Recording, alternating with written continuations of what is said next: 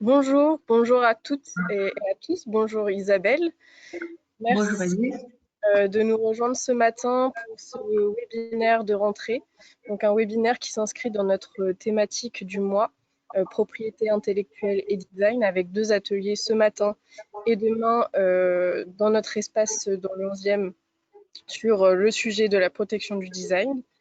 Alors, vous avez la possibilité de poser toutes vos questions dans le petit onglet questions qui apparaît à droite de votre écran sur votre tableau de bord. Donc, les questions seront retransmises à la fin de l'intervention. On a vraiment prévu un temps d'échange avec vous en fin d'intervention pour cela. Donc, n'hésitez pas à poser vos questions. Isabelle et moi sommes là pour ça. Donc, le sujet qui nous intéresse ce matin, c'est la contrefaçon. Donc, commençons par le commencement. Qu'est-ce que la contrefaçon?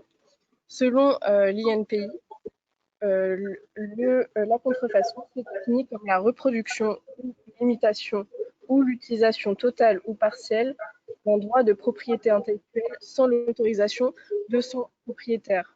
Donc, il peut s'agir d'une marque, il peut s'agir d'un brevet, d'un droit d'auteur, d'une création artistique, mais aussi du design, évidemment.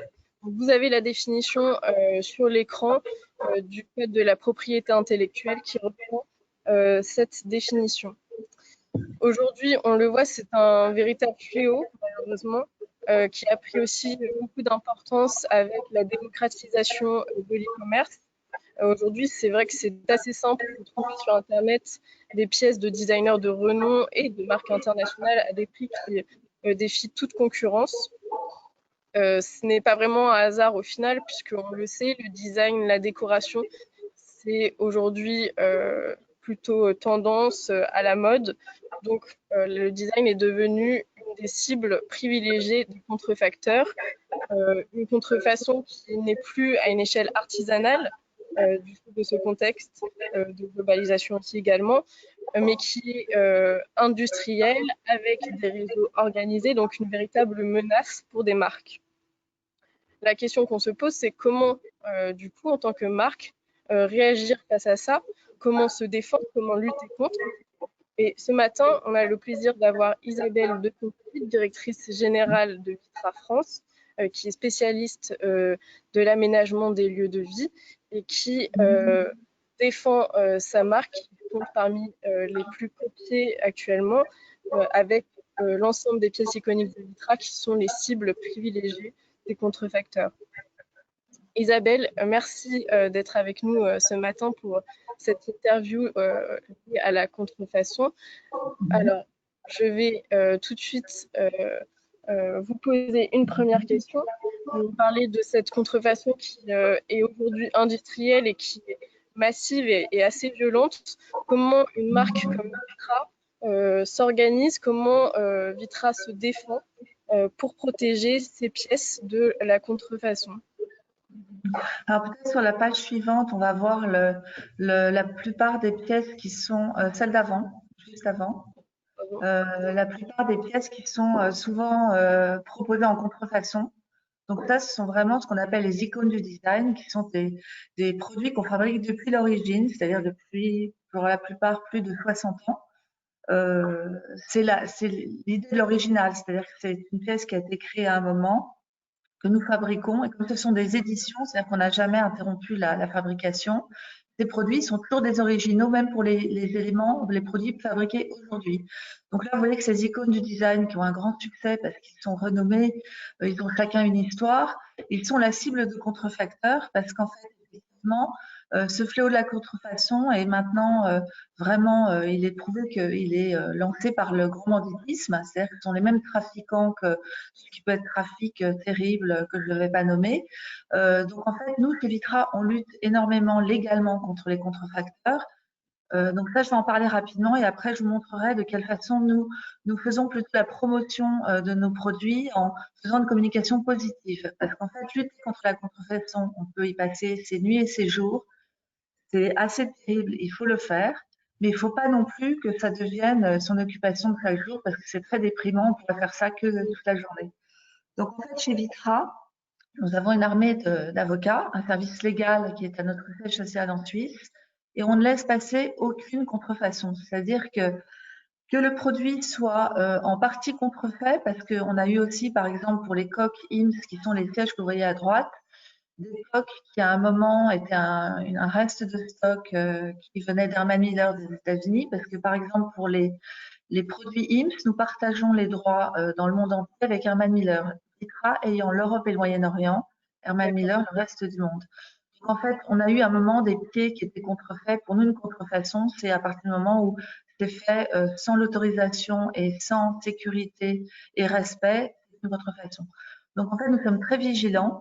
Nous sommes en très bonne relation avec le service des douanes en France et je voudrais vraiment les remercier parce que c'est un service qui est très efficace. Donc j'encourage vraiment les marques à faire appel aux douanes parce que c'est un service qui est gratuit, avec des gens qui sont vraiment formés à débusquer les contrefaçons quand elles arrivent de l'étranger, ce qui est le cas à chaque fois, notamment des containers qui viennent de Chine, parce qu'il faut savoir qu'il y a une vingtaine d'années, les contrefaçons étaient assez réduites en quantité nous concernant, parce qu'en fait, pour contrefaire nos produits, il faut des investissements importants.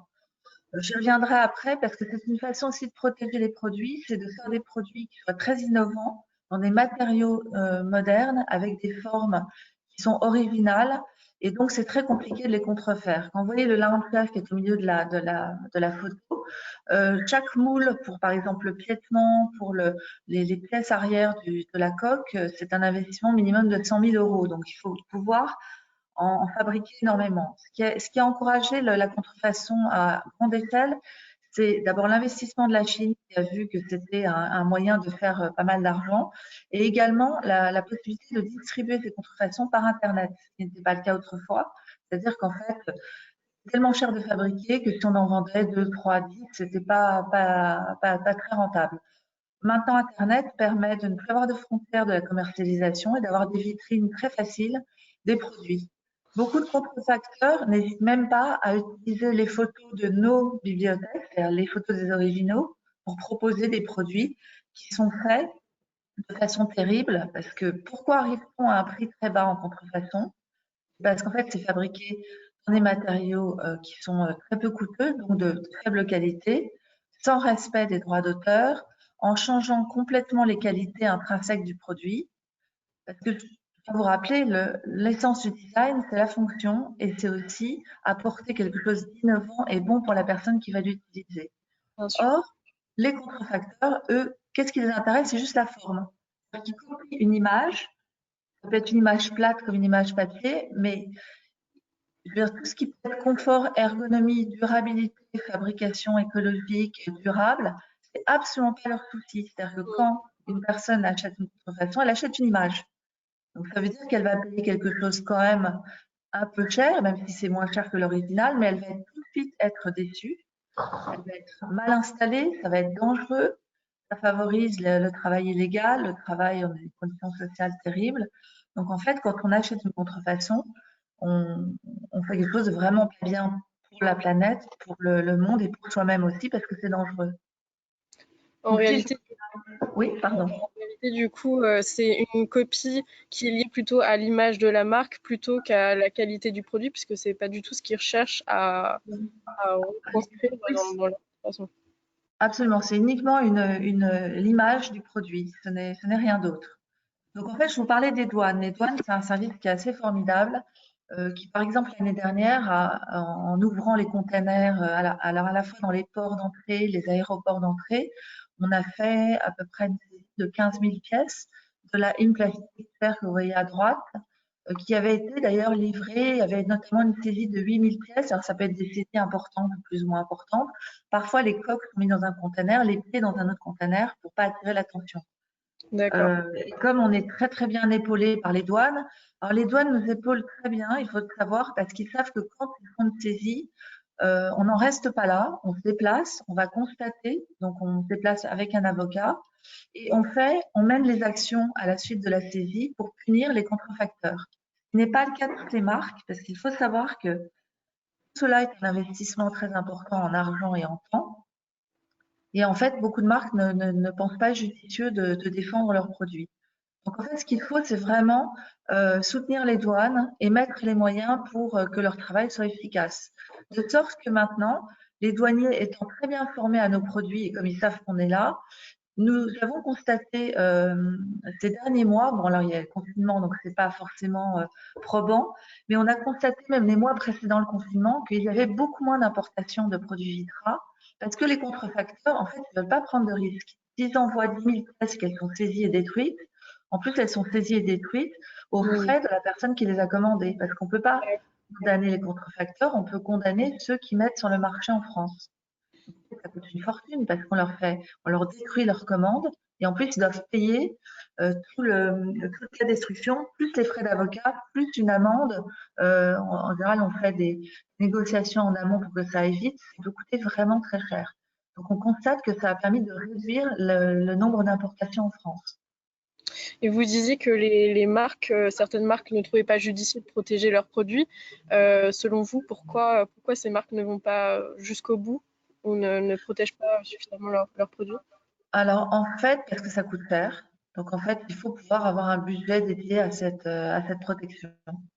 En plus, il faut avoir des produits qui soient absolument très forts, très iconiques, parce que je dois avouer que pour les créations contemporaines, on regardera dans les pages après, euh, en fait, comme on est toujours dans l'innovation, on se protège en allant plus vite que les contrefacteurs. Mais pour les icônes, en fait, ce sont des produits qui ont été conçus il y a 50, 60 ans, pour d'autres une quarantaine d'années.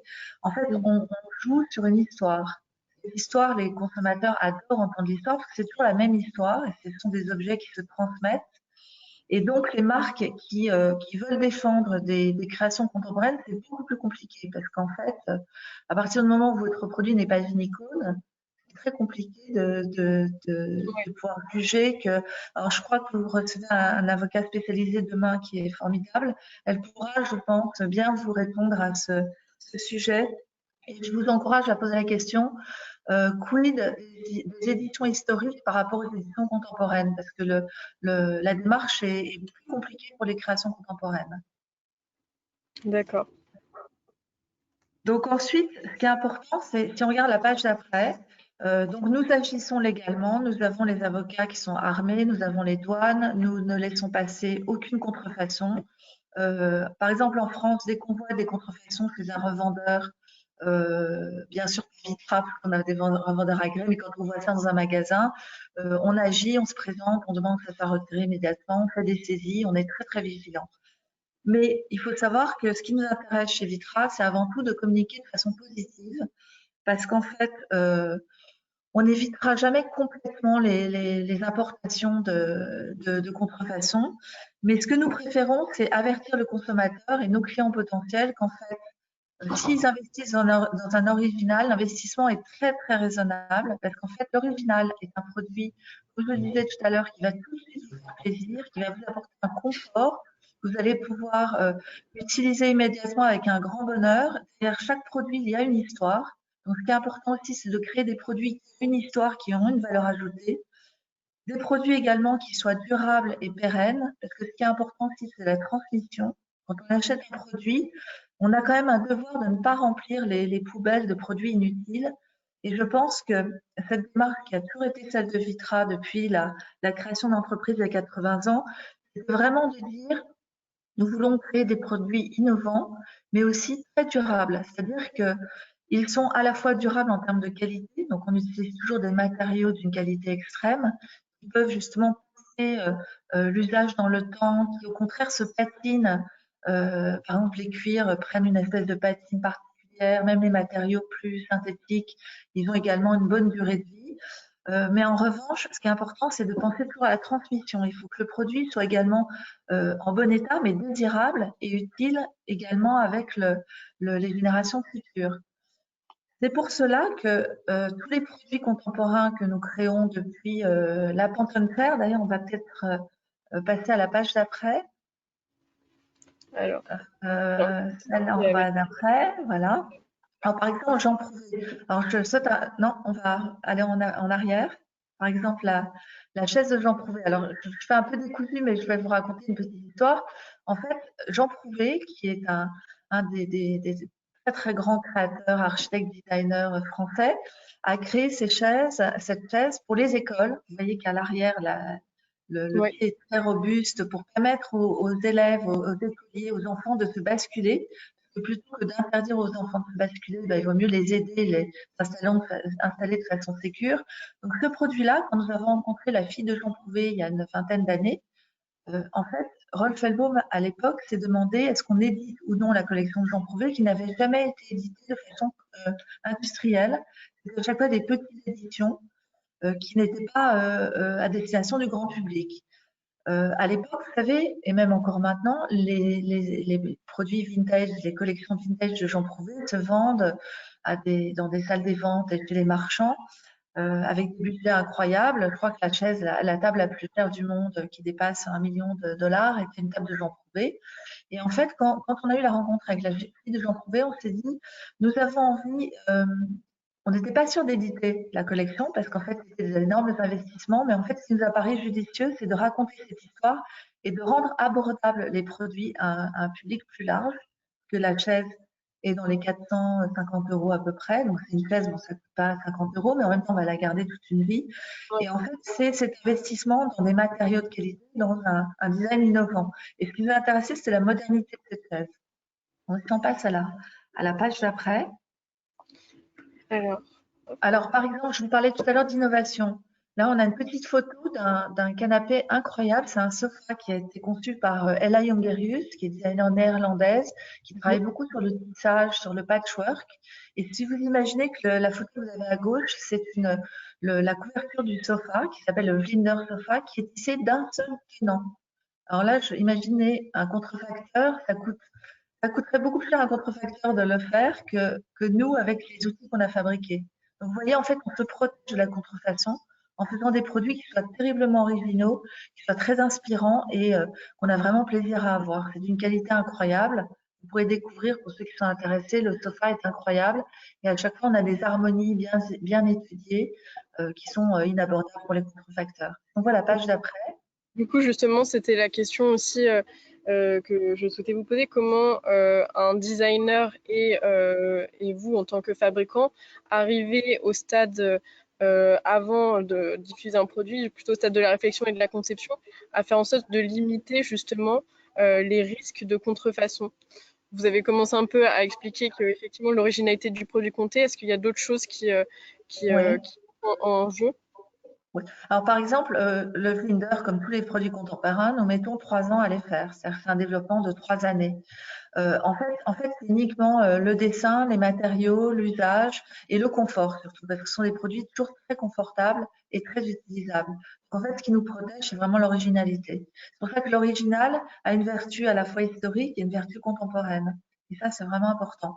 Là, on voit ici l'univers de Charles Reims. On voit la maison, on voit Reims en bas à gauche. Et vous voyez que le launcher, qui est vraiment un siège incroyable, qui avait été fait à la demande de Bill Wilder, qui était un ami des Reims, qui avait très mal au dos. Et en fait, vous voyez à droite l'image qui montre, en fait, vous voyez la partie verticale, c'est une attelle en bois, en multipli de bois qui avait été fait à l'époque de la Deuxième Guerre mondiale. En fait, c'était pour montrer la robustesse de ce matériau et les Hills, en fait, qui étaient des designers. En fait, le design a été aussi un design social et politique, puisque c'était pour pour évacuer les blessés des champs de bataille et pouvoir tout de suite leur installer une attelle. Et en fait, cette attelle qui est très fine, en fait, on faisait des piles de 50, 100 attelles et tout de suite, on pouvait sauver les gens. Et ce savoir-faire du bois très robuste, très fin, n'existait pas en Europe et ça a été la découverte des fondateurs de Vitra, Villet et Rika Feldbaum, qui sont arrivés à New York en 53, qui ont dit mais ce matériau est incroyable, ils sont tombés amoureux de la chaise. La rencontre avec les Hims s'est passée et en fait, à partir de cette rencontre est née l'édition de Vitra, au départ sous licence Herman Miller et ensuite ils ont repris les droits, comme je vous le disais, Europe et Moyen-Orient. On passe sur la page d'après. Donc il y a aussi Alors cette ça, c'est innovation voilà, qui compte aussi énormément dans le processus de protection. exactement. Exactement, parce que là, on voit en fait à droite, c'est amusant, on voit Rolf Hellbaum tout jeune qui accompagnait ses parents dans tous les voyages de collaboration, de travail avec les IMS. Et en fait, il a souhaité rencontrer Werner Pantone, qui dans les années 60 était vraiment le designer qui avait un univers créatif incroyable avec ses maisons colorées, ses maisons tout en mousse dans lesquelles on rentrait, un univers très pop, très très créatif. Et en fait, en allant vers Werner Pantone, il aperçoit dans le coin d'un atelier la chaise qui au départ ressemblait même pas à ça. Là, c'est un prototype assez avancé, mais la chaise Pantone que vous connaissez, qui est donc le premier siège moulé en matériaux synthétiques, en porte-à-faux, qui à l'époque était d'une innovation incroyable. Et d'ailleurs, Werner Pantone à l'époque avait dit, mais personne n'est capable de faire cette chaise. En fait, c'est impossible parce qu'on n'avait pas les matériaux que nous avons aujourd'hui. Donc, ça a été le démarrage d'une histoire qui Vitra de collaboration avec des designers contemporains et de production en fait de produits qui n'existaient pas. On ne s'est pas contenté de prendre un dessin. On a vraiment été dans l'innovation et chaque produit aujourd'hui développé avec des designers contemporains, autant le fruit du travail de la famille Feldbaum, du designer et des ingénieurs Vitra. Donc ça fait partie vraiment de l'ADN de l'entreprise. Alors si on passe à la page d'après, La pardon. famille Pellbaum est toujours du coup impliquée dans le processus de création et développement produit de son entreprise. Absolument. Alors, nous avons la chance d'avoir comme CEO Nora Feldbaum, qui est la petite fille des fondateurs, qui a repris les rênes de l'entreprise il y a 3 ans. Et elle est absolument à la direction du bureau de développement. Donc, on a tout un service de développement de design et on travaille de façon très, très proche avec les designers avec lesquels nous travaillons. Alors, si vous voyez le launcher, tout à l'heure, je vous en montrais un tout ancien, patiné, mais qui a encore un pouvoir de séduction incroyable. Le voilà neuf. On peut voir la page d'après aussi. Et en fait, vous voyez, l'idée, c'était vraiment l'idée de Charlie Ray, que vous voyez à droite, c'était vraiment de prendre le fauteuil club anglais et d'en faire une version complètement moderne. Je dois souligner que Jasper Morrison, qui est également un designer avec lequel nous travaillons beaucoup, a aussi cette technique de prendre des objets et des produits qui existaient et d'en faire des versions modernes. Et ce qui est amusant, c'est que ce fauteuil club anglais, qui maintenant a 60 ans, il devient lui-même une icône et il peut d'ailleurs inspirer des designers qui peuvent faire des versions complètement différentes, mais toujours sur l'idée au départ du fauteuil club. Ouais, tout à fait. Ensuite, si on voit la page d'après, dans la page suivante, ça c'était le fauteuil cité qui avait été créé à l'époque pour la Cité internationale universitaire pour le jeune Jean Prouvé et que nous avions la chance et le bonheur de rééditer. Et en fait, pareil, ça c'est un produit. Quand des clients qui ne connaissent pas Vitra découvrent nos produits chez nos revendeurs ou dans notre showroom, ils pensent que c'est un produit qui a été fait aujourd'hui. Or, il a été fait, vous voyez, en 1930. Donc c'est assez étonnant. 90 années après, il est toujours au goût du jour. Ouais, c'est vraiment la modernité, même encore aujourd'hui, c'est prendre de la modernité en fait. Ça rebondit. Absolument. Alors si on passe à la page d'après, alors là aussi, il y a une histoire, c'est que en fait, les coques IMS, les IM Plastic Chair, à un moment étaient fabriquées à l'origine en fibre de verre. Nous avons arrêté il y a 30 ans de fabriquer ce produit en fibre de verre parce qu'on s'est rendu compte que c'était un matériau qui était dangereux pour la personne qui fabriquait les sièges. Donc, on a complètement arrêté. Et là, ce qui était étonnant, c'est que les contrefacteurs qui n'avaient rien compris continuaient à fabriquer en fibre de verre. Et donc, tout ce que l'on trouvait sur le marché n'était que des contrefaçons. On a trouvé, il y a maintenant 2 ans, un procédé très simple pour fabriquer la fibre de verre. Donc, nous avons relancé les collections en fibre de verre qui maintenant côtoient les versions en polypropylène. D'accord. Donc, on peut passer à la page suivante. Et vous voyez, on a retravaillé également les couleurs. Alors là aussi, c'est quelque chose qui peut être un conseil pour les marques qui éditent des icônes du design. À partir du moment où vous travaillez en très grande complicité avec les ayants droit, parce que quand ce sont des icônes du design anciennes, parfois les créateurs ne sont plus vivants. Alors ce qui est très important, Vitra, c'est d'avoir toujours cette collaboration très très proche avec les auteurs. Et quand les auteurs ne sont plus là, il y a toujours une fondation, des héritiers qui suivent. On demande également aux experts, parce que ce qui est important pour nous, c'est de toujours absolument respecter la mémoire et le désir du créateur original. Et en fait, ce que nous sommes permis, parce qu'on s'est dit, si les hymnes étaient vivants, ils auraient fait la chaise dans des couleurs différentes. Par exemple, Werner Pantone, qui a fait pour nous la chaise Pantone que je vous montrais tout à l'heure, la dernière chaise de son vivant, c'était la chaise en polypropylène qu'il a donc créée. Donc, il a été complètement d'accord pour faire ça.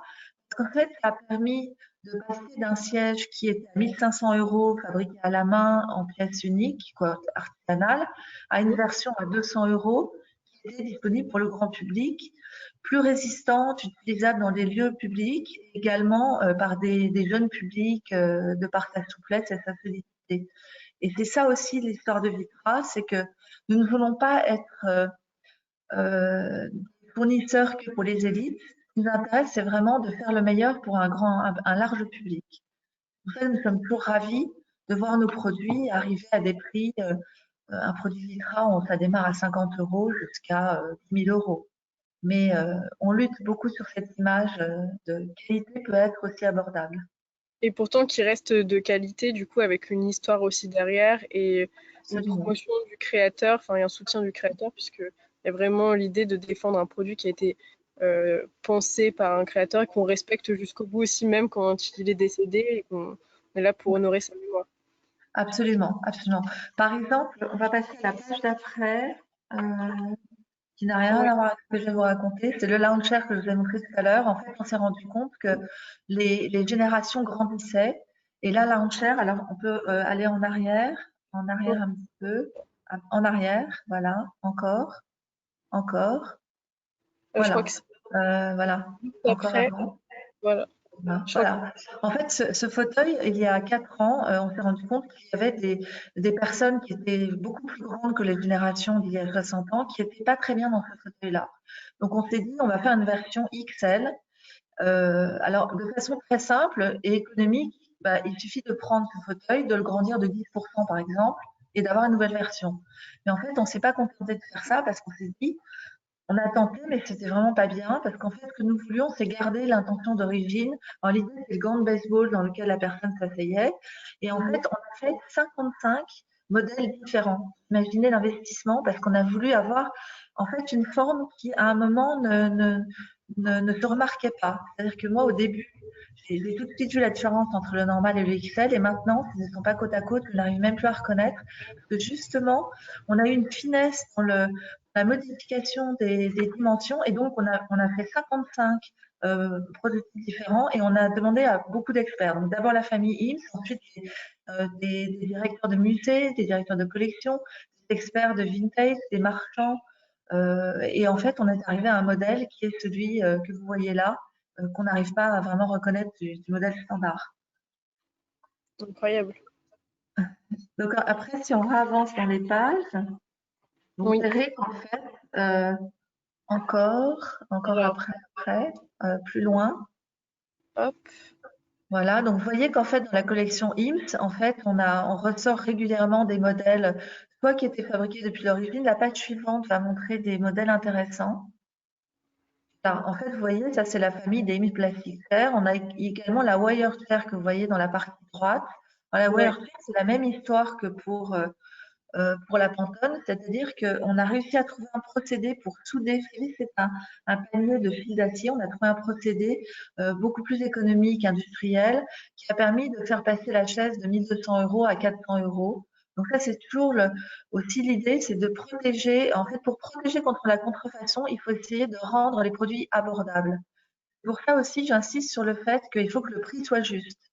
Et chez Vitra, en fait, il n'y a qu'une seule formule. Il y a le coût de fabrication, il y a la Ouais. marge et après il y a le prix de vente.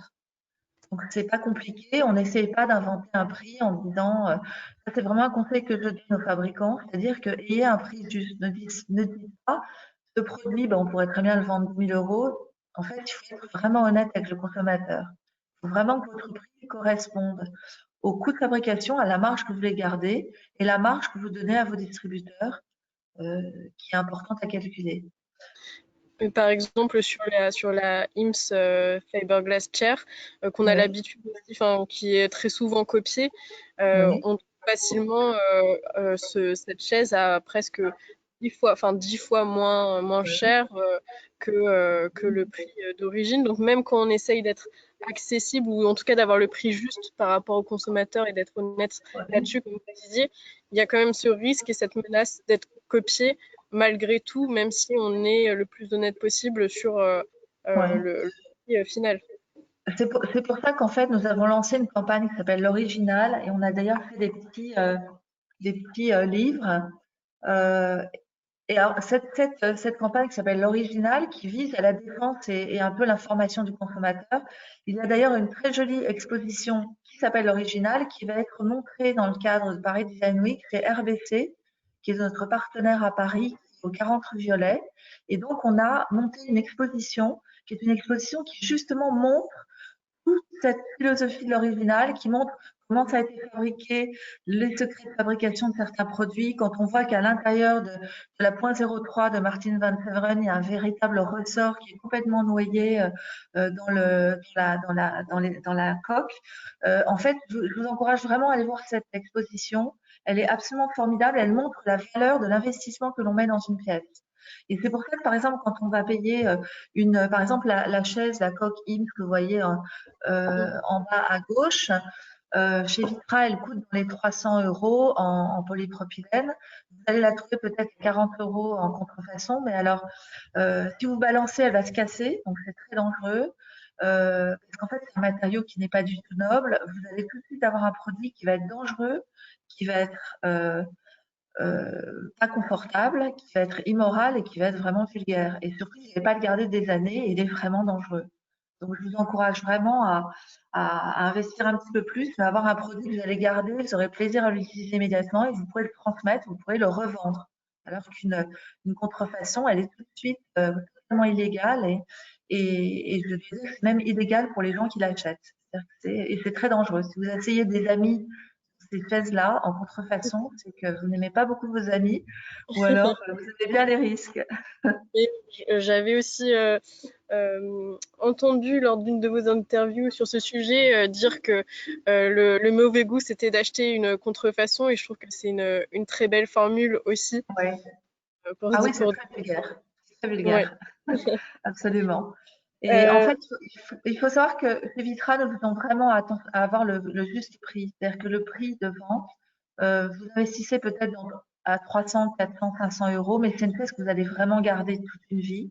En tout cas, très longtemps, vous allez transmettre, vous allez pouvoir revendre. Donc, il faut vraiment avoir conscience de ça. C'est pour ça que pour nous, cette campagne de communication l'original, elle est très importante parce qu'on veut sensibiliser un public large qui ne sait pas toujours qu'il achète une contrefaçon. pour revenir un peu sur le sujet vraiment technique de la contrefaçon, comment Vitra aujourd'hui se prémunit face à la contrefaçon sur le plan vraiment de la propriété intellectuelle? Quelle est la place de la stratégie, enfin, de cette stratégie de propriété intellectuelle au sein de Vitra? On parlait de votre équipe d'avocats. J'imagine que c'est tout un processus bien mis en place. Est-ce que vous pouvez Oui. nous expliquer sur ce sujet en interne par rapport à... Alors, il faut savoir que souvent les contrefaçons nous sont remontées par des clients ou par nos revendeurs, parce qu'en fait, d'abord, nous ne travaillons qu'avec des revendeurs agréés. Donc, il faut savoir que vous ne pouvez acheter du Vitra que chez nos revendeurs. En France, nous avons à peu près 120 revendeurs. Si nos revendeurs ne sont pas sur notre site internet, ce ne sont pas des revendeurs Vitra. Donc déjà, il faut faire attention parce que parfois les gens pensent acheter un vrai, mais ils n'achètent pas un vrai. On ne peut acheter du Vitra que chez nos revendeurs agréés ou que chez Vitra. C'est pareil dans le monde entier. C'est-à-dire nous ne travaillons qu'avec une distribution sélective. Donc ça, c'est très important. En fait, si on n'est pas sûr d'acheter du vrai ou du faux, il faut s'adresser soit à un vendeur, soit regarder la liste sur Internet ou nous contacter.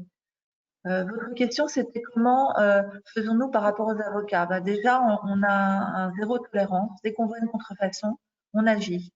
Donc parfois, c'est un peu de l'ignorance. Il y a des gens qui savent pas qu'ils ont apporté une contrefaçon. Je parle des magasins ou mais maintenant, les gens sont quand même de plus en plus avertis. Il faut savoir que le fléau, c'est quand même vraiment Internet. Donc, on a réussi d'ailleurs à travers une action de lobbying avec d'autres marques à faire interdire l'hébergement des sites Internet en Angleterre, parce qu'en fait, il faut savoir que ces sites Internet, l'origine maintenant de la contrefaçon nous concernant, c'est vraiment la Chine. Parce qu'en fait, depuis qu'il y a Internet qui est cette vitrine vers le monde, on a possibilité de diffuser à très grande échelle. Comme je vous le disais, en fait, la fabrication de nos produits est très coûteuse parce que pour faire le moindre moule, c'est 100 000 €. À partir du moment où on vend vendu des centaines de milliers de pièces, ça peut valoir le coup pour un contrefacteur. Donc, la vitrine pour eux, c'est Internet. en prenant nos images, en faisant des sites internet qui étaient souvent basés en Angleterre pour donner une espèce de virginité. Les consommateurs se disaient, bah, si j'achète en Angleterre, c'était plutôt pas mal, alors qu'aujourd'hui, je pense que le commun des mortels sait qu'en commandant en Chine, on a de la chance d'avoir une contrefaçon au mieux et au pire de perdre son argent et de jamais être livré. Donc en fait, ça ne pouvait pas être des sites chinois. Donc on a réussi à faire changer la loi en Angleterre et on a maintenant tous les sites qui ont fermé, mais ils se sont déportés dans d'autres paradis de la contrefaçon. Donc on ne va pas les lâcher, on continue. Donc on a des avocats vraiment très armés, mais ce sont des choses qu'on fait en discrétion. On préfère vraiment plutôt parler de la défense de l'original, de la qualité. On pense qu'en éduquant un public large, on peut pas continuer à acheter des contrefaçons si on sait que un produit qu'on va payer 400 euros, on va pas perdre la valeur, on va pouvoir le revendre, on va être tout de suite en sécurité. On va acheter un produit qui est moral, qui va récompenser les ayants droit ou les créateurs, et on va être tout de suite heureux et bien heureux.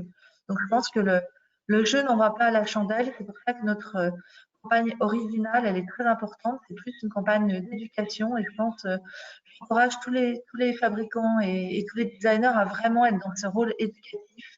En fait, il faut créer le désir et avertir de la qualité. La qualité, quand elle est bonne, elle est immédiatement bonne, alors que quand on achète une contrefaçon, on prend des risques même pour sa santé. Je pense que le message est passé, en tout cas auprès de notre public. Justement, on parlait des sites qui sont hébergés sur, enfin, des sites qui hébergent des contrefaçons qui sont généralement dans d'autres pays que la France, parce que la France a quand même une réglementation qui est assez stricte, ce qui n'est pas le cas dans les autres pays à l'international. Vous parliez de la loi anglaise qui avait réussi à être modifiée. Ouais. Comment Vitra arrive à avoir justement un impact sur cette législation? Est-ce que c'est quelque chose qui se fait juste à l'échelle de l'entreprise ou est-ce que vous êtes soutenu par d'autres entreprises? Quels sont vos moyens d'action pour influer sur la législation internationale qui du coup ne vous aide pas aussi dans cette lutte? Oui, il faut savoir que on n'a pas d'entente, hein, parce que l'entente est illégale, donc nous, on respecte vraiment les lois, mais en revanche, au niveau international, on a des actions de lobbying communes auprès du Parlement, par exemple, anglais, et on a vraiment eu du succès. Ça a pris quelques années, mais on a été vraiment entendus. Et en fait, les contracteurs se déplacent d'un pays à l'autre. Mais en fait, je pense que les consommateurs, quand ils voient que le site est hébergé dans un pays un peu bizarre, je pense que ça peut mettre la puce à l'oreille des consommateurs qui risquent tout bonnement de perdre leur argent. C'est-à-dire que quand on a réussi à faire fermer les sites, l'hébergement des sites en Angleterre, on a même des gens qui se sont appelés en disant ah c'est terrible, j'ai commandé par exemple 8 chaises comme la noire que vous voyez à gauche et j'ai envoyé mon argent, je ne serai jamais livré. On leur a dit bah oui mais nous on peut rien faire. Il aurait fallu commander chez nous, chez un de nos revendeurs. Je veux dire, nous on est garant d'un authentique. Là malheureusement on n'y est pour rien. Vous avez acheté une contrefaçon. Donc en fait nous ce qu'on veut dire aux consommateurs c'est que si vous avez un doute sur l'endroit, sur la boutique ou le site sur lequel vous commandez, il faut nous interroger. En fait, on ne peut pas acheter du Vitra chez des revendeurs qui ne sont pas agréés. Nous n'avons qu'un réseau international qui est agréé. Donc ça, c'est vraiment important de le signaler. Il ne faut pas hésiter à nous contacter. Donc la maîtrise aussi de son réseau de distribution permet aussi de limiter Absolument. aussi les risques de contrefaçon et de mieux sensibiliser aussi son public, puisque j'imagine qu'il y a des équipes aussi dans les boutiques qui peuvent aussi expliquer quels sont les gages Ouais. d'authenticité de la pièce. Et ça complète aussi, j'imagine, votre campagne, l'original est signé Vitra. Absolument. Absolument, parce que dans cette campagne originale, on montre la qualité des matériaux, la qualité de fabrication, de quelle façon le produit a une vertu de confort incroyable, de longévité, chose que n'ont pas les contrefaçons qui sont souvent faites pas souvent, qui sont tout le temps faits dans des matériaux très basiques, qui cassent. Je vois une destruction qu'on a eue il n'y a pas longtemps, quand on a envoyé une masse sur la chaise qui était en haut à gauche, elle a volé en éclats coupants, donc ça veut dire qu'un enfant qui saute sur la chaise, mais terriblement dangereux parce que ce sont des éclats coupants qui peuvent vraiment blesser les personnes. Donc l'action de sensibilisation, c'est vraiment de montrer la qualité Vitra et de montrer en quoi nos produits sont bons pour la personne qui les utilise et aussi pour la planète parce qu'il faut aussi des produits qui soient recyclables. Même Bien si sûr. dans notre cas, on les recycle pratiquement jamais puisqu'on les garde quand même presque tout le temps. Alors, on va passer aux questions du public parce que le temps défile sur ce sujet Oui, très intéressant. intéressant. Je pense qu'il y a beaucoup de choses à dire et aussi juste sur l'histoire des pièces de Vitra. Alors, première question de Baptiste Rébier de Fermob, qui est aussi une marque qui subit cette contrefaçon, qui demande quels sont vos critères de poursuite pour contrefaçon pour des gammes iconiques comme la chaise IMS. Sur ce type de gamme, en effet, il y a des copies flagrantes, mais aussi des produits inspirés. Où situez-vous les frontières pour lancer ou non des poursuites? Non, ce sont vraiment les copies flagrantes. Inspirées, non, non, non. C'est vraiment les. En fait, ce qui pour nous justifie une poursuite, c'est quand il y a une confusion. C'est-à-dire qu'on est vraiment, on a l'impression qu'en fait, les contrefacteurs, ils ne copient que l'apparence. Mais c'est très trompeur pour un client. Donc, à partir du moment où le produit est confusant, c'est-à-dire qu'un client peut penser que c'est un produit Vitra, on attaque. Et en fait, on n'a vraiment pas de limite. On attaque, même si c'est petite quantité, grosse quantité, on attaque immédiatement. C'est pour ça qu'on fait assez peur aux contrefacteurs. Maintenant, ils hésitent à importer. On voit que les importations ont énormément réduit. Justement, c'était aussi une question, c'est le proactivisme de la marque peut aussi peut-être avoir un impact sur le contrefacteur en se disant bon bah voilà Vitra, on sait que ils arrivent à nous avoir, ils sont Ouais. actifs et ils vont rien lâcher. Ça forcément ça compte Ouais. aussi au final sur l'activité du Absolument. contrefacteur. Absolument, parce qu'en fait, les cartels sont au courant quand on saisit 12 000 pièces, par exemple, bah, ça fait très mal financièrement. Tant mieux pour nous et tant pis pour eux, mais du coup, ils se parlent entre eux parce que c'est une organisation qui est assez centralisée. On a vraiment la preuve que c'est le grand banditisme et que ce sont les mêmes trafics humains, d'organes, prostitution, drogue. Il y a vraiment ces cartels qui sont derrière. Donc, ça veut dire que nous, on ne veut pas faire peur aux consommateurs, mais quand on achète une contrefaçon, on achète, on cautionne ce grand banditisme. Et il faut savoir que quand on achète, je sais que les marques de luxe pour les sacs à main et autres sont très très forts depuis des années. Ils ont tout à fait raison. Et nous, on est aussi virulents, mais il faut savoir qu'en plus, on peut pas, avec une chaise, on peut vraiment mourir et se blesser si on se bascule et que la chaise se casse. On peut vraiment, on prend des dangers physiques pour sa santé.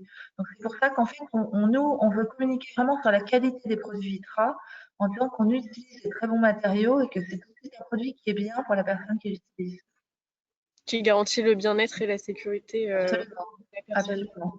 Oui. Justement, par rapport à ces réseaux de contrefacteurs, on me demande si vous arrivez à remonter jusqu'aux fabricants, notamment aux fabricants asiatiques, qui sont aujourd'hui ceux qui sont les plus actifs sur la contrefaçon.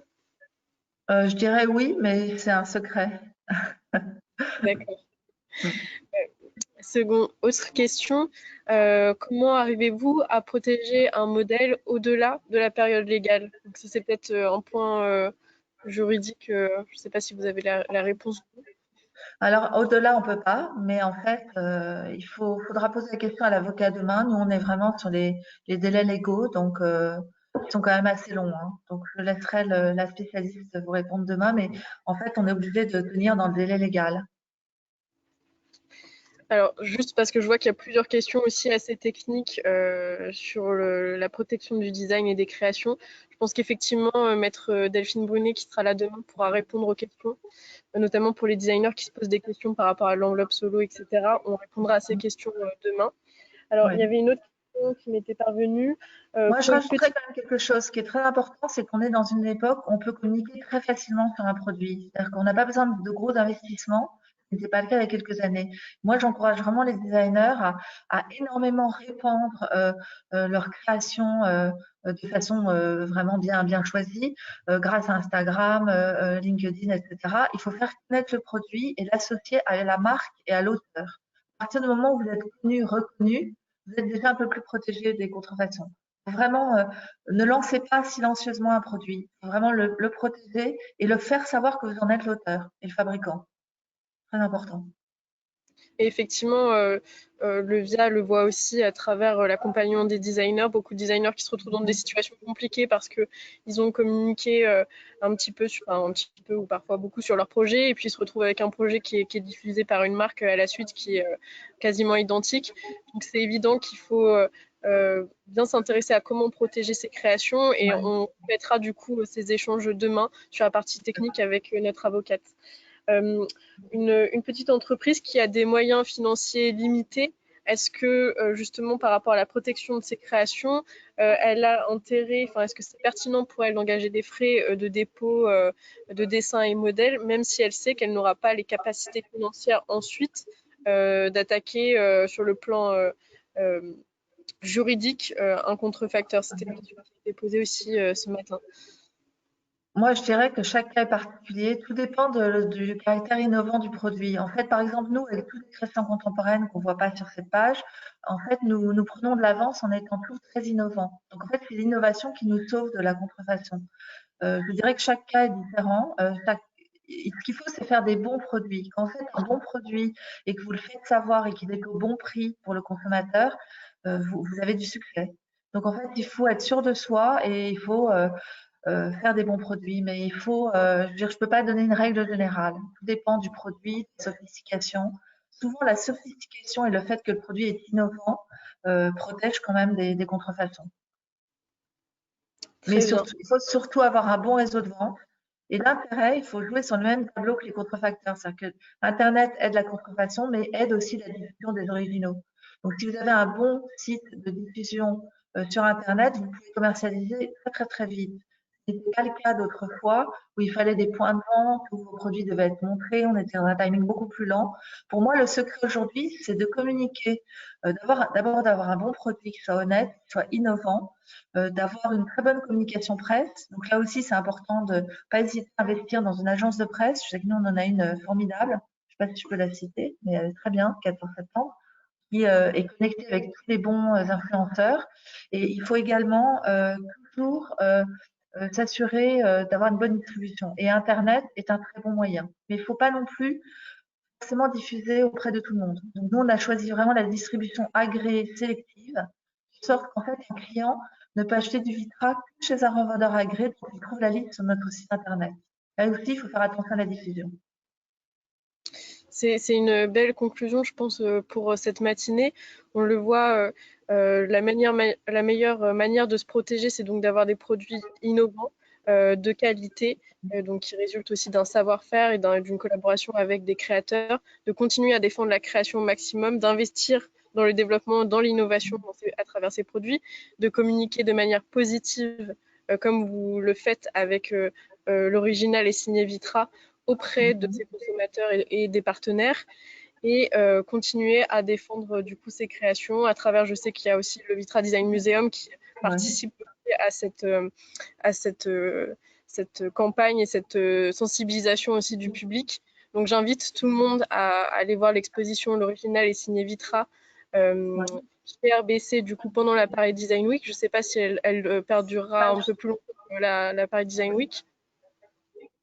En tout La cas, page c'est d'après, je crois. alors Encore après, c'était je avant. pas mon écran, donc ça. Alors, c'est C'est juste avant. la page d'avant, je pense. Hop, alors, tac. Voilà. Voilà. Ouais. Donc, c'est Donc, n'hésitez 40 rue pas à aller Violet voir. et on vous invite vraiment à y aller. Merci beaucoup, Isabelle, pour avoir partagé avec nous ce matin ces éléments sur la contrefaçon. On espère que Vitra arrivera à bout, ou en tout cas continuera au maximum d'agir aussi pour le reste de la profession, parce qu'au final, ça donne aussi une impulsion et puis ça permet de mettre fin à des réseaux qui touchent cette marque, mais aussi certainement d'autres marques. Donc merci pour votre activisme et merci de défendre un design de qualité aujourd'hui. Voilà. Merci Merci, Isabelle. Lise. Et merci, Merci Lovia. Merci à Merci à tous. tout le monde et on se retrouve prochainement pour un atelier demain sur la propriété intellectuelle toujours et en octobre sur l'innovation digitale. Merci à vous. Bonne journée. Au revoir. Au revoir.